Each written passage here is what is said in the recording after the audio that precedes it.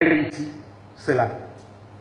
Non seulement ils ont les premiers posé les jalons de la condamnation de la traite négrière et l'ont combattu systématiquement dans leur pays jusqu'à son éradication, mais ils ont également été les premiers qui, l'arme à la main, se sont battus pour obtenir leur indépendance nationale.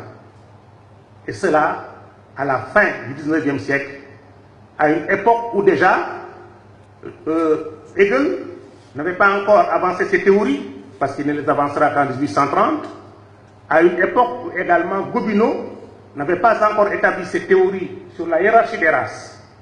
Par conséquent, Haïti anticipait sur le discours dont on se servira plus tard pour légitimer le système colonial, à savoir l'infériorité de population que l'on était censé aller dans le cadre de la mission civilisatrice pour leur apporter une civilisation qu'ils n'avaient pas.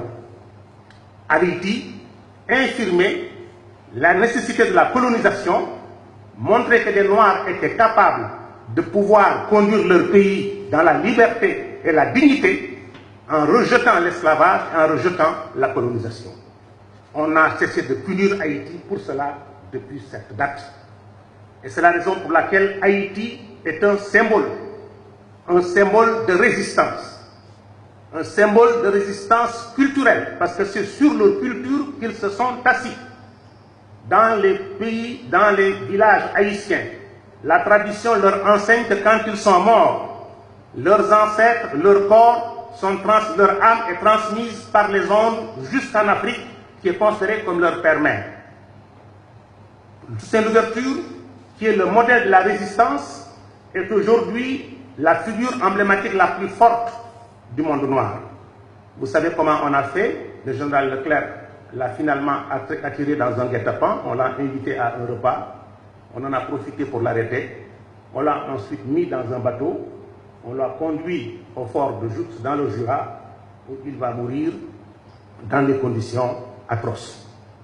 Mais ce qui est beaucoup plus important, c'est que ce combat que lui, il avait mené, avant de partir, il avait dit: vous avez, en fin de compte, en m'arrêtant, déraciné l'arbre qui incarne la résistance haïtienne. Mais cet arbre a de nombreuses racines dans le sol haïtien.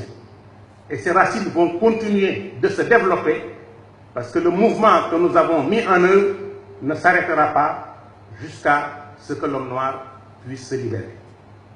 Mais ce qui est beaucoup plus important, c'est que Haïti, puis ses successeurs, à savoir Christophe, Dessalines, Pétion, ne vont pas s'arrêter là.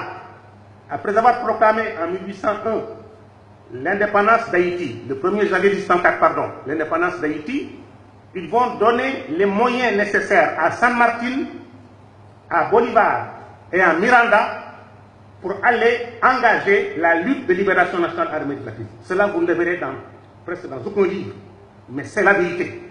Ils les ont fait venir, ils les ont soutenus politiquement, diplomatiquement, financièrement, militairement, et leur ont dit d'aller engager le processus de libération de l'Amérique latine. C'est pour cela que Hugo Chavez considère Haïti comme le symbole de la résistance. Si Cuba vient d'accepter que son espace aérien soit ouvert, alors qu'il était fermé depuis 1961, pour que les avions américains y passent, et pourtant c'est la distance qui les sépare d'Haïti de 600 km pour y aller, c'est aussi par respect pour ce pays qui a été à la base de la gloire et de la dignité de l'homme noir. Si le président Thabo Mbeki a été participé au 200e anniversaire d'Haïti, c'est ce message-là qu'il a voulu porter. Ce n'était pas pour aller apporter un soutien au président Aristide, c'est parce qu'il savait qu'il y avait là un peuple qui s'était battu pour l'homme noir, qui s'était sacrifié pour l'homme noir, qui avait couru de risques pour l'homme noir, et qu'il fallait comme tel qu'il y ait un témoignage des hommes noirs montrant que le sacrifice qu'ils ont consenti, on ne l'a pas oublié. C'est la raison pour laquelle, quand hier, vous avez, dans des accents émouvants, évoqué l'histoire de ce peuple, qu'on a effectivement jeté sur des cailloux, qui avaient tellement transformé leur milieu de vie qu'au XVIIIe siècle, l'île de Saint-Domingue était appelée la perle des Antilles. C'était un pôle de richesse, l'un des pôles de richesse les plus importants.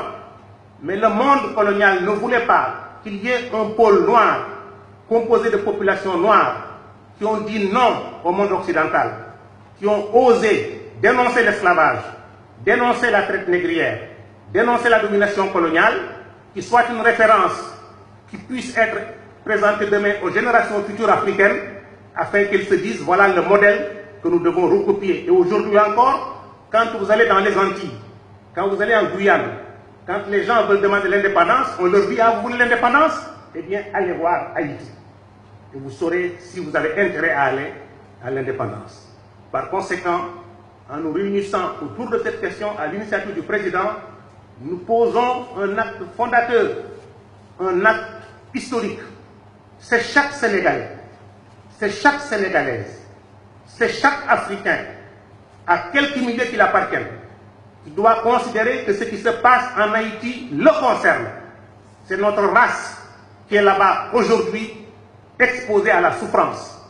Une race qui, par sa dignité, nous a montré le chemin de la libération de l'esclavage, le chemin de l'indépendance nationale et qui, aujourd'hui, représente par conséquent une référence sublimale dont nos enfants doivent être fiers. Par conséquent, ce que vous avez proposé en disant que vous souhaitiez que l'Afrique leur accorde la possibilité, s'ils le désirent, de venir y trouver un cadre de vie qui les accueillerait fraternellement parce qu'ils appartiennent à la terre africaine qui est aussi leur patrie, est une idée extrêmement forte. J'ose espérer qu'ils pourront en mesurer la portée et la signification. Même s'ils ne l'acceptaient pas, que cette voix se soit fait entendre et qu'un Africain qui incarne ce que vous incarnez, c'est-à-dire un leadership fort, puissant et éclairé, l'ait dit alors que vous êtes dans l'exercice du pouvoir, me semble être quelque chose de particulièrement significatif. Haïti a joué un rôle important